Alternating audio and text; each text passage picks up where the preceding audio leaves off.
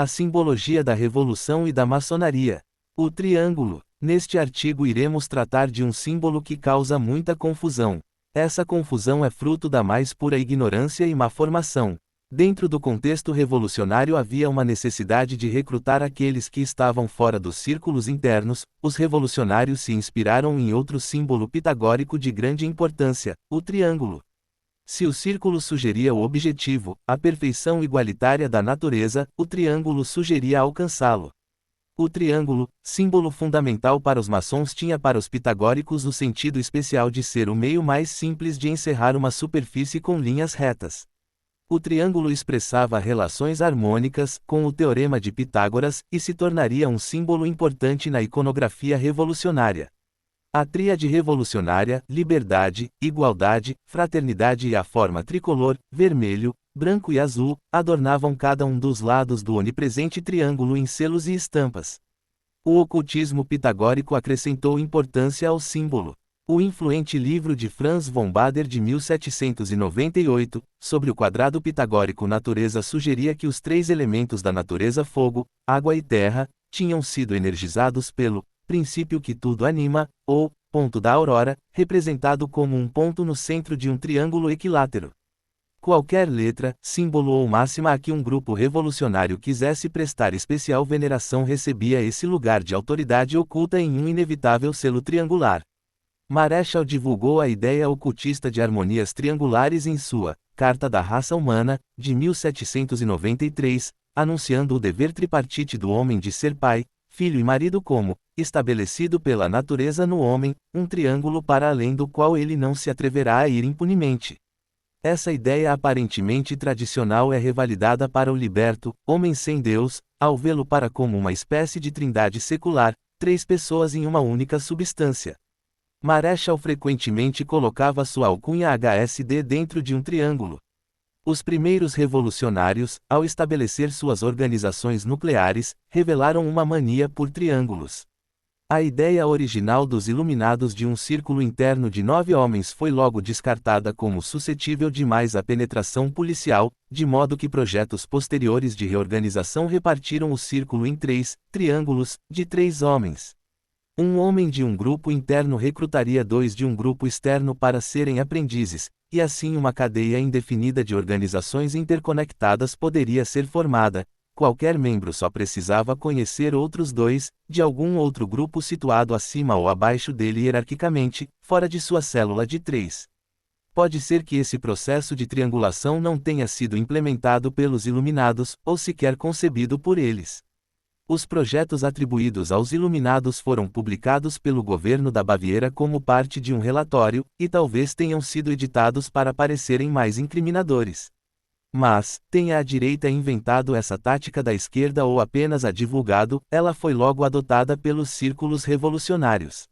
Essa forma triangular de organização, íntima e relativamente segura, reapareceu nos tempos modernos, no Vietnã, na Argélia e até na União Soviética.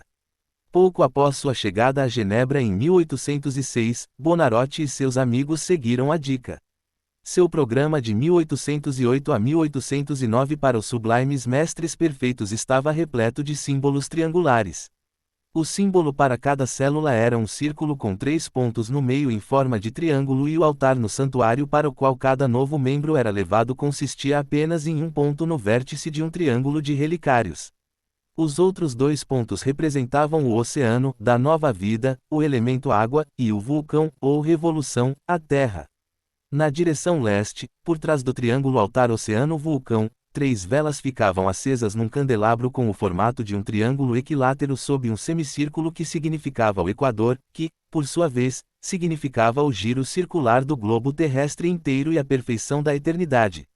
Os 3 homens que se viam diante dessa figura simbólica do universo podem ter servido de modelo para a organização de Buonarroti em triunviratos. No centro desse triângulo humano que fitava os triângulos simbólicos estava a estrela polar, líder das 2 outras grandes estrelas. A estrela polar era claramente aquela que guiava, e assim se tornou uma marca favorita dos jornais revolucionários. Adotando o nome de Camille, Buonarroti se juntou à loja maçônica moderadamente republicana dos Amigos Sinceros, em Genebra, para recrutar revolucionários. Ele estava, contudo, sob vigilância, e a loja foi infiltrada pela polícia e fechada em 1811. Ele então tentou continuar a realizar seus encontros em segredo, aparentemente reorganizando a loja, com participação expandida de militares, sob o novo nome de Triângulo. Nada mais se sabe sobre essa organização, mas o nome escolhido e as circunstâncias de perseguição política podem indicar o início de organização triangular. Esse sistema de células secretas interligadas aparentemente foi utilizado pelo maior complô para matar um rei na Europa pós-napoleônica, a Conspiração do Triângulo na Espanha em 1816. Assim como os companheiros de Buonarroti, os incansáveis jovens espanhóis estavam realizando a passagem das conspirações contra Napoleão para um conceito mais amplo de combate a monarcas de toda a espécie. Os sublimes mestres perfeitos devem ter visto com simpatia, se é que não participaram dela, a tentativa de matar o rei restaurado Fernando VII, o qual havia rejeitado a Constituição Liberal de 1812 e reinstituído a Inquisição. Esse método triangular de organização permaneceu um meio básico de garantir a segurança de conspirações ao longo da década de 1830, e foi levado de volta para a Alemanha nos Estatutos de 1836 da primeira Organização Revolucionária de Emigrados Alemães em Paris, a Liga dos Fora da Lei.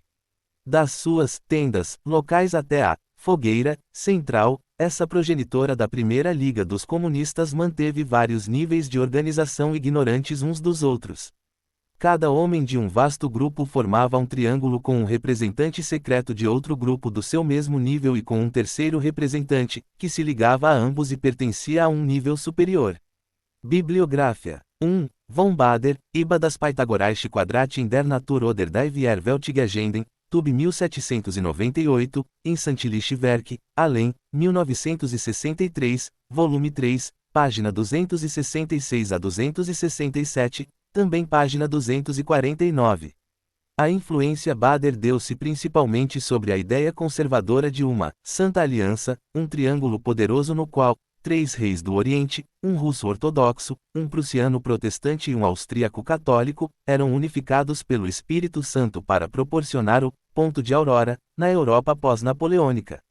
O livro de Bader, Iba das durch die Französische Revolution Erbeigifu Bedürfnis einer neuen UND in Nigerne Verbindung der Religion mit der Politik, foi divulgado aos 3 monarcas em 1814 e publicado em Nuremberg, em 1815. V. H. Schader, Die Dritte Kolonne UND die Heilige Allianz, 1934, páginas 65 a 70, F. Buchler, Die Geschichte Wurzeln der Heiligen Allianz Fribourg, 1929, páginas 53 a 60, para essas e outras influências ocultistas. 2. Só em Le Mans, encontram-se selos triangulares de lojas que trazem a estrela do Triplo Laço Social Fribourg, 1929, páginas 53 a 60, para essas e outras influências ocultistas alemães. O olho da vigilância, o I, de Eleusis e as palavras, Agidor, era de ouro, que estão ilustrados em A. Bolton, Les Francs-Maçons Manceau et la Révolution Française, 1741 a 1815, Le Mans, junho de 1958, páginas 100. 252. 275. 286. 3. Marechal, Correctif, páginas 313 a 314. Marechal também insistia em que, nos casamentos republicanos, se abençoasse a natalidade cantando em resposta à Marselhesa, aos armes, Capo Euro, combles votre destin. Nef moi, et donis nous un fire républicain. Requeieio d'aimes républicains et de chansons guerrières et patriotiques, página 19, BH.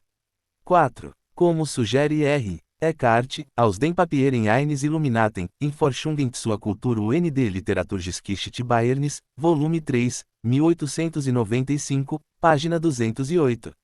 O fascínio pelos múltiplos triângulos interligados na maçonaria ocultista chegou a gerar debates especiosos, por exemplo sobre se o G, dentro do triângulo do universo, Deus, God, a mais alta ciência da geometria, ao Deus hermafrodita dos gnósticos ou central de um símbolo, que incluía 6 outros triângulos triplos, fazia referência ao grande arquiteto a uma usurpação da maçonaria pelo superior, geral, da ordem dos jesuítas, a posição defendida por Bonneville.